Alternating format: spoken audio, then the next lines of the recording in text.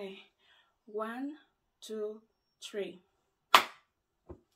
So hi guys, today it's story time. Grab a cup of tea, water, coffee, or whatever you feel comfortable drinking. I'm having water in my beautiful mug.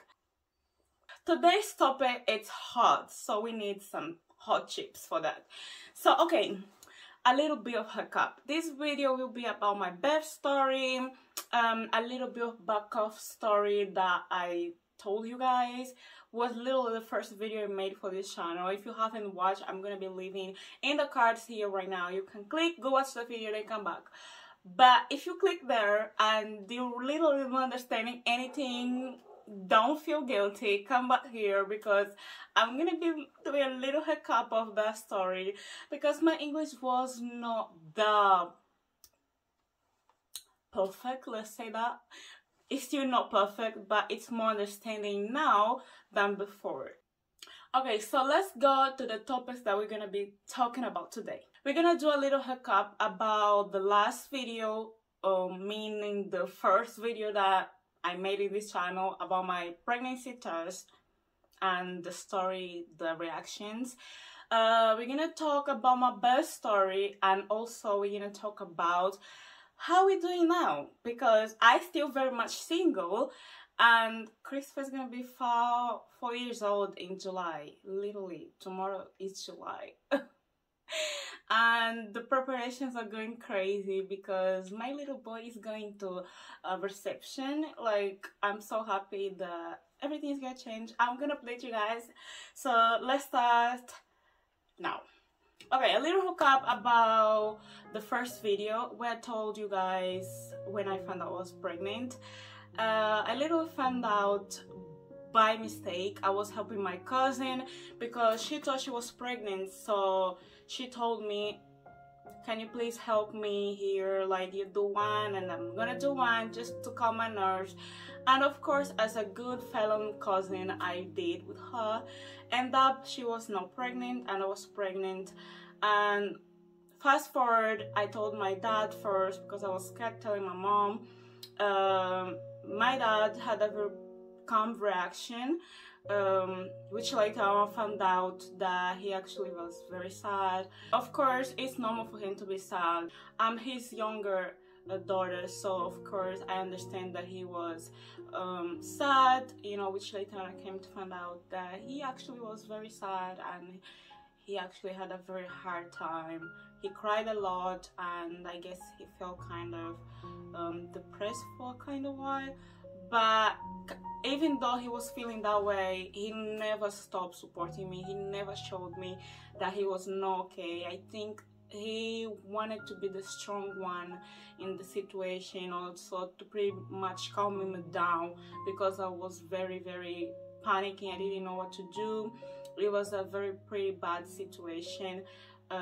Thinking now, you know, because in that moment I think I was in so much I don't know, I think I was just so in that situation that I could not see from the outside, you know, the other point of view. But it's been 4 years now that Christopher has born, and 5 years since I got pregnant, that I really can see, like, from the outside or point of view of everyone and understand their reaction. So my dad, like I said, he reacted pretty well when I told him, and he helped me. Kind of the reason is that I'm here in UK because he went in Africa sorry, he went in Africa and he really fought for me. Like, he said, I'm not leaving my daughter here, like he's coming with me, and that's on period. Like, this is no option for anyone. Like, I'm bringing my daughter with me, and I'm just so grateful that he did that. Like, because thank God and thank him, my son is alive, and I'll tell you guys after why. My mom's reaction when I told her, like I said, she acted pretty calm and she went out like she always do. She did in the past, not now anymore. And she went to have drinks with my auntie and other friends because my aunt owns like a shop that sells alcohol. So she went there, and it was literally pretty much in front of our house. So I always got there as well. Like this aunt is the mom of my friend, best friend, I mean friend cousin, the one that asked me for the pregnancy test. So pretty much after she had some couple drinks, she was very agitated and she literally tried to beat me, and I was like, that's not happening. Like, I'm pregnant, you literally not beating me. So it was literally midnight, 1-2 p.m. I mean. So at this point I didn't know where to go, and I couldn't go to my aunt's house because it's literally in front of my house. I know she will go there and she will not let me stay there, and I know she's not in her right mind right now. So I was pretty much done. I was like, I know I did wrong, but I'm not gonna let my mom literally beat me and I may lose my kids. So I just took my documents with me and I went to stay in a person's house that I knew. She wasn't my friend, but she was someone I knew, and we talked. You know, we're not friends at this point. We just people that know each other and talk. So she let me stay there for a night. The next day I didn't go home. Still, I went to do my nails because I wanted to look good, so people would see that I'm not literally crying on my face and be desperate about it. I was literally freaking out, but I wanted to show people that I was still strong and I can do this. So I went to do my nails, did my toes, and I did my hair. Like, I don't like makeup, and I don't know how to do it. So I didn't put makeup, which is fine, you know, but I put a good clothes on me. I called my dad to explain the situation, and when it was afternoon, she didn't call me because I think she knew what she did, or what she wanted to do, or maybe she was embarrassed, or maybe she was holding some kind of disappointed in me. I don't know what was the reason. She didn't call me to know where I was, if I was fine, what was happening. So literally she just did nothing. So at this point I just go and do my stuff, what I had to do, until my aunt calls me like, Lydia, where are you? Your mother told me what happened. You're still not here. Like, you should come here and ask your mother for forgiveness. And I'm like, why should I ask her for forgiveness? I know some people may not understand. Like, I literally told her that I was pregnant and that I was sorry for being pregnant, if I can say that. Like, at this age, I was 15, so like I was sorry for everything that happened. Maybe the situation I put her in it, that I was sorry for everything that was happening. So for her to do that and then at night try to do that to me, I just ran for my life. I don't understand, like, why did I have to go home and ask her for forgiveness? Literally, like, it was my fault that I was not sleeping at home. So at this point, I'm just so confused and I didn't want to go. But at the end of the day, I was only 15 and she was my mother and she's still my mother. So I had to still go home because I talked to my father, and my father, of course, being the adult and responsible one, he told me that you have to go back. And I just went home. I told all my aunties that were there that I was pregnant and all this stuff. Then I told my mom, I'm sorry if I went to sleep like in another place, if you didn't like, blah, blah, blah. She didn't really pretty much say anything, and from there we just went like this, like living a life, me pregnant.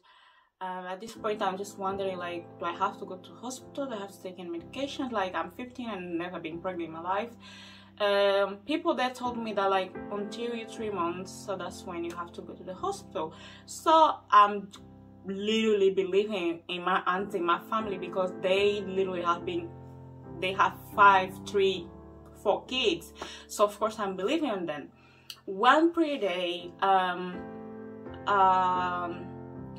aunt of mine, she's my dad's aunties. So she went there and one day she gave me a good amount of money at that time, and she was like, oh, take this for yourself, and she also gave my phone. So I was very happy. Like I was like, oh my god, this is a lot of money. Like I'm gonna start buying clothes for my son. I did at that moment, I didn't know if I was a girl or boy, so I just bought like white and blue clothes. Even though if it was a girl, she would still wear blue, because yeah, like I don't mind. So at this point I'm just buying small little things. I didn't buy too much because yeah, I didn't want to wait. I started working at a salon just because I wanted to give the best to my son, to my kids. And one of the other days she called me and she said, let me talk to your mom. She talked to my mom and she wanted me to go to her house to spend 2 days because she wanted to buy some stuff to me, and my mom agreed. But when she went to pick me up, my mom said, oh, she can't go anymore. For some reason she changed her mind, and I was very upset. But still I'm still minor, so I still have to respect her opinion. So I stayed there, and this aunt of my father's aunt went away. Like she went, and other day she came back and she said, oh, I came back like we agreed last time, and I came to pick her up. So this day, like, I go in her car and we're going to her home. I was kind of scary because the aunt, she's very cool, but she has a lot of rules, and I was pregnant, and also before I was pregnant I was a lazy person, still now, but with the pregnancy I was extra lazy, and the auntie doesn't like people that are lazy. So I was so scared for my life, but at the same time I wanted to get out of that all stressful thing that I was living in that house. Little way everyone stared at me because I was pregnant and I was young. I just wanted to have, even if it was 2 days, to calm my nerves. I got there, and what I found I was not expecting. I was still talking to my father, so I thought he was still in England. And when I opened the door and I go in the room, I found my dear father there waiting for me, and I'm like, what? Dad, you're here? Like, what in the earth? Like, how did you get in here? I was so happy to see him. And that day changed my life, because my dad literally said, like, you're not going back. I was so scared, like, what do you mean I'm not going back? Like, you see mom is gonna get crazy. Like, you cannot just say I'm not going back. Dad said, Lydia, you're now a mom, so I'm not gonna force you to stay here. Like, do you want to stay here and work with me so we can go, like, in UK, so you can raise your kid in a different way that you grew up? I'm like, hell yeah, like, I wanna do that, like, let's do it. He said, okay, then decision made, because you're not a mom and we're gonna work this way. So since then my father worked and did everything. Since I was Portuguese, still I am, since I'm Portuguese, the process was much easier. Like, I just had to take some documents that was out of the valid date, and we came to UK like literally in 2 months or 1 month and a half. I think it was 1 month and a half, because I was pretty much like 3 months when I came here. And it was wrong, guys. If you're pregnant, like, for my fellow young people, if you are pregnant and you are like in your early weeks of pregnancy, as soon as you found out, go to a hospital, go have an appointment to make sure that your baby is okay and what is the next step. Do not wait until you're 3 months to go and do like any kind of examinations or something like that. That's not true.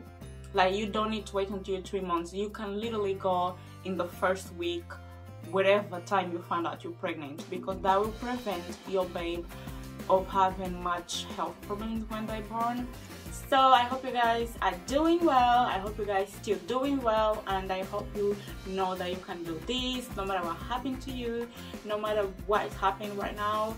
You are strong and you will do it. You will do it. Like, I know that. So yeah, guys, I'll see you in the next episode. Bye bye. When I was pregnant, my baby didn't move a lot in my belly. I was feeling too sick. the baby is in the position, everything is in the position, and I'm still 2 centimeters. I looked at the baby and she was like, I don't know, is the baby cold? Because he's shaking a lot.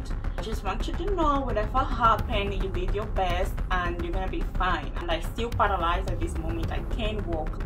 Christopher was having 100 seizures per minute. I have to turn the machines. I see her like rebuking in the name of Jesus. Christopher is epileptic.